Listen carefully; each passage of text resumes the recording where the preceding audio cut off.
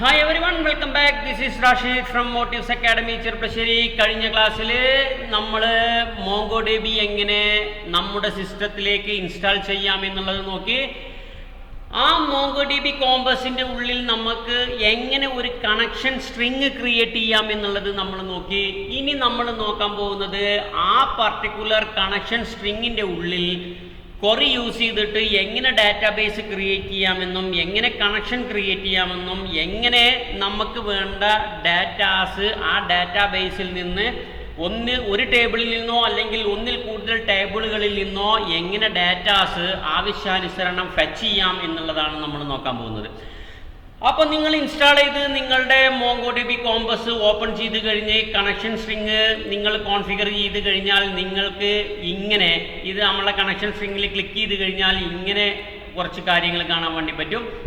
ഇപ്പോൾ ഞാൻ ഇവിടെ ഓൾറെഡി കുറച്ച് ഡാറ്റാബേസുകൾ ക്രിയേറ്റ് ചെയ്തിട്ടുണ്ട്. ഡിഫോൾട്ടായിട്ട് കുറച്ച് ഡാറ്റാബേസുകൾ ഉണ്ട്. അപ്പോൾ എക്സാക്റ്റ് സെയിം ഇതേമാതിരി ആയിരിക്കില്ല, എങ്കിലും ഈ അഡ്മിന് പോലുള്ള ഈ സാമ്പിൾ സപ്ലൈസ് ടെസ്റ്റ് ഇങ്ങനെ പോലുള്ള ഡാറ്റാബേസുകൾ എവിടെ ഉണ്ടാവും നിങ്ങളുടെ സിസ്റ്റത്തിൽ നിങ്ങൾക്ക് കാണാൻ വേണ്ടി പറ്റും. അപ്പോൾ ഇതിനെ ഞാനൊന്ന് ക്ലോസ് ചെയ്യാണ്.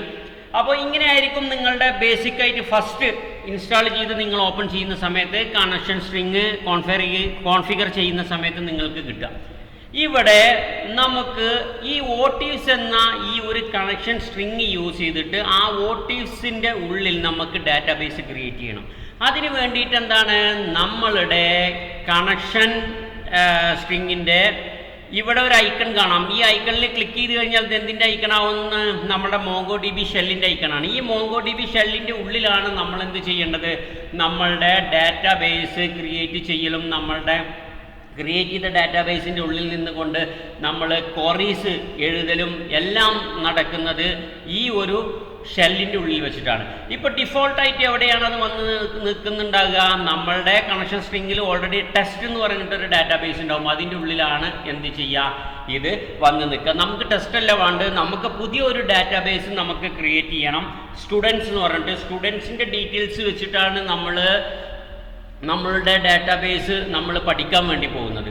അപ്പോൾ അതിന് ആദ്യം ഇപ്പോൾ ഇവിടെ മാനുവലി നമുക്ക് എന്താണ്, നമ്മളുടെ കണക്ഷൻ സ്ട്രിങ്ങിൻ്റെ ഉള്ളിലുള്ള ഡാറ്റാബേസുകളൊക്കെ നമുക്ക് ഇവിടെ വിസിബിളായിട്ട് നമുക്ക് മാനുവലി നമുക്ക് കാണാൻ വേണ്ടി പറ്റും.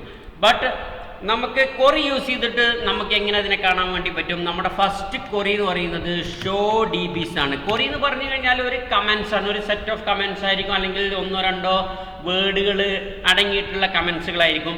എന്തെന്നെ വന്നാലും ആ കമൻസിനെയാണ് നമ്മൾ ക്വറീസ് എന്ന് പറയാം. അത് MongoDBയിലായാലും ശരി, MySQLായാലും ശരി, ഏത് ഡാറ്റാബേസ് പ്ലാറ്റ്ഫോമിലായാലും ആ കമൻസിനെയാണ് നമ്മൾ ക്വറീസ് എന്ന് പറയാം. അപ്പോൾ നമ്മളിവിടെ ക്വറീസിനെ പറയുള്ളൂ, കമൻസിന്. ഓക്കെ, എൻ്റർ പ്രസ് ചെയ്ത് കഴിഞ്ഞാൽ നമുക്ക് എന്താണ്, മാനുവലി അല്ലാതെ ത്രൂ കമാൻഡിലൂടെ ഷോ DBs എന്ന കമാൻഡിലൂടെ ഈ ഒരു കണക്ഷൻ സ്ട്രിങ്ങിൻ്റെ അണ്ടറിലുള്ള കംപ്ലീറ്റ് ഡാറ്റാബേസിനെയും ഇവിടെ ലിസ്റ്റ് ചെയ്ത് കാണിക്കാൻ വേണ്ടി പറ്റും. ഇനി നമുക്ക് എന്താണ് വേണ്ടത്, ഒരു ഡാറ്റാബേസ് കണക്ഷൻ സ്ട്രിങ്ങിൻ്റെ ഉള്ളിൽ ക്രിയേറ്റ് ചെയ്യണം അല്ലേ. അതിനു വേണ്ടി നമുക്ക് എന്താണ്, ഒരു ക്വറിയാണ് ഞാനിവിടെ എന്താണ് യൂസ് ചെയ്യുന്നത്, സ്റ്റുഡൻസ് എന്ന് പറയുന്ന ഒരു ഡാറ്റാബേസ് ക്രിയേറ്റ് ചെയ്യാണ്. സ്റ്റുഡൻസ് എന്ന് പറയുന്ന ഒരു ക്വറി നമ്മൾ ടൈപ്പ് ചെയ്ത് കഴിഞ്ഞാൽ അതിൽ സ്റ്റുഡൻസ് എന്ന് പറയുന്ന ഒരു ഡാറ്റാബേസ് ഉണ്ടെങ്കിൽ MongoDB എന്ത് ചെയ്യും, ആ ഡാറ്റാബേസിനെ യൂസ് ചെയ്യും. ഇനി അത്തരത്തിലുള്ളൊരു ഡാറ്റാബേസ് ഇല്ല എങ്കിൽ MongoDB സ്റ്റുഡൻസ് എന്ന് പറയുന്ന ഒരു ഡാറ്റാബേസ് പുതിയതായി ക്രിയേറ്റ് ചെയ്ത് അതിനെ യൂസ് ചെയ്യും.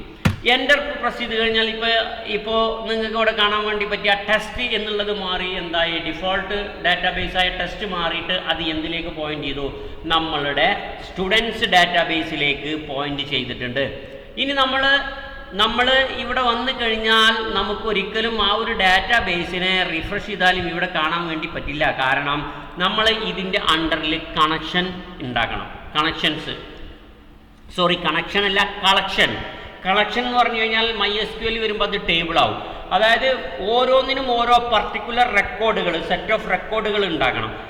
ഇപ്പോൾ സ്റ്റുഡൻസ് ആണെങ്കിൽ സ്റ്റുഡൻറ്റിൻ്റെ ഡീറ്റെയിൽസ് അടങ്ങുന്ന, അതായത് സ്റ്റുഡൻസ് അഡ്രസ്സ്, ഇപ്പോൾ സ്റ്റുഡൻറ്റിൻ്റെ പേര്, സ്റ്റുഡൻറ്റിൻ്റെ ക്ലാസ്, സ്റ്റുഡൻറ്റിൻ്റെ അഡ്രസ്സ്, ഫോൺ നമ്പർ, സ്റ്റുഡൻറ്റിൻ്റെ ഇമെയിൽ അഡ്രസ്സ്, അത്തരത്തിലുള്ള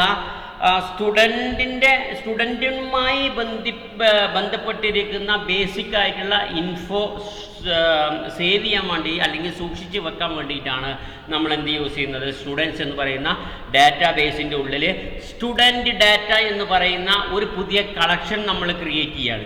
അപ്പോൾ എങ്ങനെയാണ് ആ കളക്ഷൻ ക്രിയേറ്റ് ചെയ്യാനുള്ള ക്വറി എന്താണ്, db ഡോട്ട്, അതായത് ഈ പർട്ടിക്കുലർ സ്റ്റുഡൻറ്റ് എന്ന് പറയുന്ന ആ ഒരു ഡാറ്റാ ബേസിനെ യൂസ് ചെയ്യണം എന്നാണ് ഇവിടെ പറയുന്നത്. db ഡോട്ട് ഇട്ട് കഴിഞ്ഞാൽ അതിൻ്റെ അർത്ഥം ആ പർട്ടിക്കുലർ എവിടെയാണ് പോയിന്റ് ചെയ്തിരിക്കുന്നത് ആ ഡാറ്റാ ബേസിൻ്റെ അണ്ടറിൽ എന്താണ് നമുക്ക് ഉണ്ടാക്കേണ്ട കളക്ഷൻ്റെ പേര് ഇവിടെ കൊടുക്കുക. സ്റ്റുഡൻസ് ഡാറ്റയാണ് ഞാനിവിടെ കൊടുക്കുന്നത്.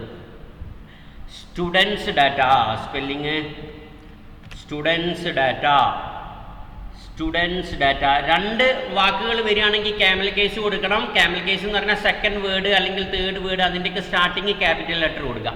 ഇപ്പോൾ ഡാറ്റ എന്ന് പറയുന്നത് സെക്കൻഡ് വേർഡാണ്. അപ്പം നമ്മൾ സ്പേസ് ഇടാതെ ഡിക്ക് എന്ത് ചെയ്തിട്ടുണ്ട്, ക്യാപിറ്റൽ ലെറ്റർ കൊടുത്തു. ചിലർ അണ്ടർസ്കോർ ഇട്ട് കൊടുക്കുന്നതായിട്ട് കാണാം. അത് നമ്മളുടെ ഓരോ കോഡിംഗ് സ്റ്റാൻഡേർഡിനനുസരിച്ചിട്ട് ഓരോ കമ്പനിയുടെ കോഡിംഗ് സ്റ്റാൻഡേർഡിനനുസരിച്ച് അത് മാറിക്കൊണ്ടിരിക്കും. ഞാനിവിടെ ക്യാമൽ കേസാണ് യൂസ് ചെയ്യുന്നത്. ഇനി നിങ്ങൾക്ക് എന്ത് ചെയ്യാം, നമുക്കെന്താണ് ഈ ഒരു സ്റ്റുഡൻറ്റ് ഡാറ്റയിലേക്ക് എനിക്ക് ആദ്യത്തെ റെക്കോർഡ് ഇൻസേർട്ട് ചെയ്യണം. ഞാനെന്ത് പറഞ്ഞു, ഇൻസേർട്ട് 1 എന്ന് പറഞ്ഞു. ആ ഫസ്റ്റത്തെ റെക്കോർഡ് നമുക്ക് സ്റ്റുഡൻസ് ഡാറ്റ എന്ന് പറയുന്ന കളക്ഷനിലേക്ക് ഇൻസേർട്ട് ചെയ്യണം എന്ന് പറഞ്ഞു കൊടുത്തു. അത് ഇൻസേർട്ട് ചെയ്യാൻ പ്രത്യേക ഫോർമാറ്റുകളുണ്ട്. എന്ത് ചെയ്യണം, ഒരു ഓപ്പണിംഗ് ബ്രാക്കറ്റ് ഇട്ട് ആ ഓപ്പണിംഗ് ബ്രാക്കറ്റിനെ ക്ലോസ് ചെയ്യണം. അതിൻ്റെ ഉള്ളിൽ ഒരു കേളി ബ്രാക്കറ്റ് ഇട്ടിട്ട് ആ കേളി ബ്രാക്കറ്റിനെ ക്ലോസ് ചെയ്യണം. എന്നിട്ട് ഷിഫ്റ്റ് കീ ഹോൾഡ് ചെയ്ത് പിടിച്ച് എൻ്റർ പ്രസ് ചെയ്ത് കഴിഞ്ഞാൽ നെക്സ്റ്റ് ലൈനിലേക്ക് വരും. ആ നെക്സ്റ്റ് ലൈനിലാണ് നമ്മൾ എന്ത് ചെയ്യേണ്ടത്, നമ്മളുടെ സ്റ്റുഡൻസിൻ്റെ ഡാറ്റാസ് നമ്മൾ എൻ്റർ ചെയ്ത് കൊടുക്കേണ്ടത്. അത് എൻ്റർ ചെയ്ത് കൊടുക്കുമ്പോൾ നമ്മൾ കീപെയർ വാല്യൂ എന്ന് പറയുന്ന ആ ഒരു ജേസൺ ഫോർമാറ്റിലാണ് നമ്മൾ എന്ത് ചെയ്യുക, എൻ്റർ ചെയ്ത് കൊടുക്കുക. ഞാനെന്ത് പറഞ്ഞു, അതിൻ്റെ ഒരു കീ എന്ത് കൊടുത്തു, നെയിമാണെന്ന് പറഞ്ഞു കൊടുത്തു. ആ നെയിമിൽ നമ്മളുടെ ഫസ്റ്റ് സ്റ്റുഡൻറ്റിൻ്റെ നെയിം എൻ്റർ ചെയ്യണം. അത് ഡബിൾ കോട്ട്സിൻ്റെ ഉള്ളിലാണ് എൻ്റർ ചെയ്യേണ്ടത്. ഞാനെന്ത് പറഞ്ഞു, സനൽ എന്ന് പറഞ്ഞു. ഫസ്റ്റ് സ്റ്റുഡൻറ്റിൻ്റെ പേര് സനൽ എന്ന് പറഞ്ഞിട്ട് എൻ്റർ ചെയ്ത് കൊടുത്തു. ഇനി അടുത്ത ഒരു കീ പെയർ വരുന്നത് ആ സ്റ്റുഡൻറ്റ് പഠിക്കുന്ന സ്റ്റാൻഡേർഡ് ക്ലാസ് ഏതാണെന്നുള്ളതാണ്. അപ്പോൾ അടുത്ത കീ വാല്യൂ എൻ്റർ ചെയ്യുമ്പോൾ നമ്മൾ ഫസ്റ്റ് കീ വാല്യൂ കഴിഞ്ഞതിന് ശേഷം കോമയിട്ട് സെപ്പറേറ്റ് ചെയ്ത് കൊടുക്കണം. ഇനി ഷിഫ്റ്റ് എൻ്റർ പ്രസ് ചെയ്ത് കഴിഞ്ഞാൽ നെക്സ്റ്റ് ലൈനിൽ വരും. ഇവിടെ ഞാനെന്ത് കൊടുത്തു, കുട്ടി പഠിക്കുന്ന ആ ഒരു സ്റ്റാൻഡേർഡ് ഏതാണെന്ന് കൊടുത്തു. കോളൻ ഇട്ട് കീ പെയറിനെ നമ്മൾ സെപ്പറേറ്റ് ചെയ്തു. വീണ്ടും ഡബിൾ കോട്ട്സ് ഇട്ടതിന് ശേഷം ഞാൻ എന്ത് പറഞ്ഞു, കുട്ടി പഠിക്കുന്നത് +2 പറഞ്ഞു. ഇനി നമുക്ക് ഫാദേഴ്സ് നെയിം എൻ്റർ ചെയ്യണം. വീണ്ടും ഞാൻ കോമട്ട് സെപ്പറേറ്റ് ചെയ്തു, ഷിഫ്റ്റ് എൻ്റർ കൊടുത്തു. ഇനി ഇതിൽ ഫാദേഴ്സ് നെയിം ഞാനിവിടെ ടൈപ്പ് ചെയ്യാണ്. ഫാദേഴ്സ് നെയിം 2 വേർഡായതുകൊണ്ട് ക്യാമൽ കേസ് യൂസ് ചെയ്തു. കോളനിട്ട് കീ വാല്യൂവിനെയും നമ്മൾ എന്ത് ചെയ്തു, സെപ്പറേറ്റ് ചെയ്തു. എന്നിട്ട് കീൻ്റെ വാല്യൂ നമ്മളിവിടെ കൊടുക്കുകയാണ്. എന്താണ്, ഫാദറിൻ്റെ പേര് റിനുരാജ് എന്ന് കൊടുത്തു. അപ്പോൾ ഇത്രയും 3 ഡീറ്റെയിൽസാണ് നമ്മൾ എൻ്റർ ചെയ്യുന്നത്.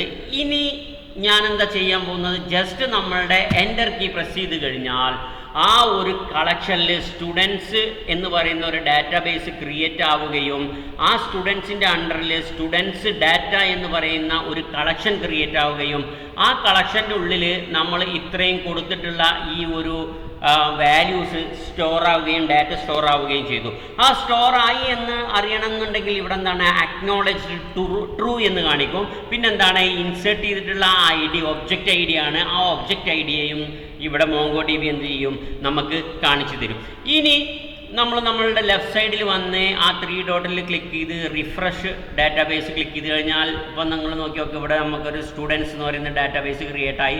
ആ സ്റ്റുഡൻസിൻ്റെ ഉള്ളിൽ സ്റ്റുഡൻസ് ഡാറ്റ എന്ന് പറയുന്ന ഒരു ഫോൾഡർ ക്രിയേറ്റ് ആയി. ആ ഫോൾഡറിൻ്റെ ഉള്ളിൽ നമ്മൾ കൊടുത്ത ആ ഒരു ഡാറ്റാബേസ് നെയിമിൻ്റെ ഉള്ളിൽ, കളക്ഷൻ നെയിമിൻ്റെ ഉള്ളിൽ എന്താണ് നമ്മൾ കൊടുത്തിട്ടുള്ള ആ സ്റ്റുഡൻസിൻ്റെ ഡാറ്റാസ് വളരെ വ്യക്തമായിട്ട് എന്ത് ചെയ്തിട്ടുണ്ട്, എൻ്റർ ആയിട്ടുണ്ട്. ഇത് മാനുവലി നമുക്ക് ഇങ്ങനെ കാണാം. ക്വറി യൂസ് ചെയ്തിട്ടാണ് നമുക്ക് കാണേണ്ടത്. എങ്ങനെയാണ് നമുക്ക് ക്വറി യൂസ് ചെയ്തിട്ട് കാണുക, ഈ ഡാറ്റാബേസിൻ്റെ ഉള്ളിലുള്ള സ്റ്റുഡൻസ് ഡാറ്റ എന്ന് പറയുന്ന കളക്ഷൻ്റെ ഉള്ളിലുള്ള കംപ്ലീറ്റ് കാര്യങ്ങളെയും ഫൈൻഡ് ചെയ്യണം. അപ്പോൾ അതിന് വേണ്ടിയിട്ട് നമ്മൾ എന്ത് പറഞ്ഞു, db.students data.find എന്ന് പറഞ്ഞ് എൻ്റർ ചെയ്ത് കൊടുത്താൽ നമ്മൾ നേരത്തെ കണ്ട മാനുവലി കണ്ട ആ എല്ലാ ഡീറ്റെയിൽസും നമുക്ക് ഇവിടെ കാണാൻ വേണ്ടി പറ്റി. നമ്മളുടെ ക്വറി യൂസ് ചെയ്തിട്ട് റൺ ചെയ്ത് നമുക്കിവിടെ കാണാൻ വേണ്ടി പറ്റി. ഇനി നെക്സ്റ്റ് നമുക്ക് എന്താണ്, വീണ്ടും ഒരു ഡാറ്റയും കൂടി ഇൻസേർട്ട് ചെയ്യണം. നമ്മൾ എന്ത് പറഞ്ഞു, നമ്മളുടെ സെയിം ക്വറി നമ്മളെടുത്തു. എന്താണ് ക്വറി, db.students ഡാറ്റയിലേക്ക് ഇൻസേർട്ട് 1 ഒരു ഡാറ്റയും കൂടി നമുക്ക് ഇൻസേർട്ട് ചെയ്യണം. നമ്മളെന്താണ് ഇവിടെ ഞാൻ അതിനെ എഡിറ്റ് ചെയ്ത് കൊടുത്തു. Raveena same class, father name എന്താക്കി, മോഹൻദാസ് എന്നാക്കി. ഈ വീണ്ടും ഞാൻ എന്ത് ചെയ്തു, എൻ്റർ ചെയ്തു. നമുക്ക് അക്നോളജ്ഡ് ട്രൂ ആയി നമ്മളുടെ ഡാറ്റാബേസിലേക്ക്, നമ്മളുടെ കളക്ഷനിലേക്ക് ഈ വാല്യൂ എന്തായിട്ടുണ്ട്, സേവ് ആയിട്ടുണ്ട് എന്നുള്ള അക്നോളജ്ഡ് നമുക്ക് കിട്ടി. ട്രൂ എന്ന് പറഞ്ഞിട്ട് നമുക്ക് എന്താണ്, നമ്മളുടെ സ്റ്റുഡൻസ് ഡാറ്റയിൽ പോയി കഴിഞ്ഞാൽ യെസ്, നമുക്ക് ഇവിടെ 2 റെക്കോർഡ് നമുക്ക് കാണാൻ വേണ്ടി പറ്റി.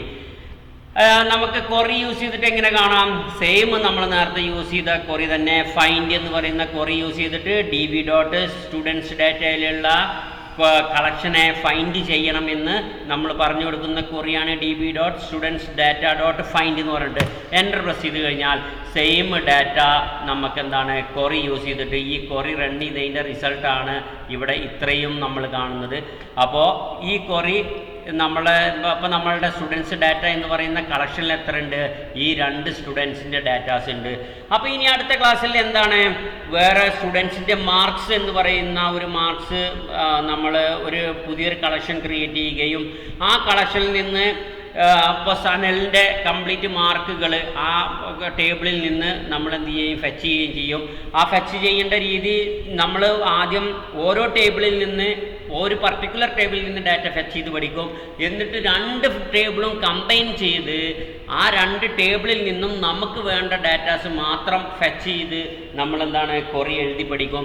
അപ്പോൾ അങ്ങനെയൊക്കെ എഴുതുമ്പോഴാണ് നമ്മളുടെ Node.js കാണിച്ച പോലുള്ള ആ ഒരു സ്ട്രക്ചറിലുള്ള ഒരു ഡാറ്റാസ് നമുക്ക് കിട്ടുക. JSON എന്ന് പറയുന്ന ഈ ഫോർമാറ്റിലുള്ള ഡാറ്റ നമുക്ക് കിട്ടുന്നത്. അതുപോലെ തന്നെ ഈ ഒബ്ജക്റ്റ് ഐ ഡി എന്താണ് എന്നുള്ളതൊക്കെ നമ്മൾ MySQL വരുമ്പോൾ അതിനെ പ്രൈമറി കീ എന്നൊക്കെ പറയും. അപ്പോൾ അത്തരത്തിലുള്ള പ്രൈമറി കീ യൂസ് ചെയ്തിട്ടാണ് നമ്മൾ എന്ത് ചെയ്യുന്നത്, ഇവിടെ ഈ ഒബ്ജക്റ്റ് ഐ ഡി യൂസ് ചെയ്തിട്ടാണ് നമ്മൾ എന്ത് ചെയ്യുന്നത്, നമ്മളുടെ 2 ടേബിളിൽ നിന്നുള്ള ഡാറ്റാസും നമ്മൾ ഫെച്ച് ചെയ്യുന്നത്. അപ്പോൾ അതൊക്കെ എങ്ങനെയാണെന്നുള്ളത് നമുക്ക് നെക്സ്റ്റ് വീഡിയോയിൽ പഠിക്കാം. അപ്പോൾ അതുവരെ എല്ലാവരും ഇതുവരെയുള്ള ക്ലാസ്സുകൾ പ്രാക്ടീസ് ചെയ്ത് ക്വറീസൊക്കെ കറക്റ്റ് ബൈ ഹാർട്ട് ചെയ്ത് പഠിക്കുക.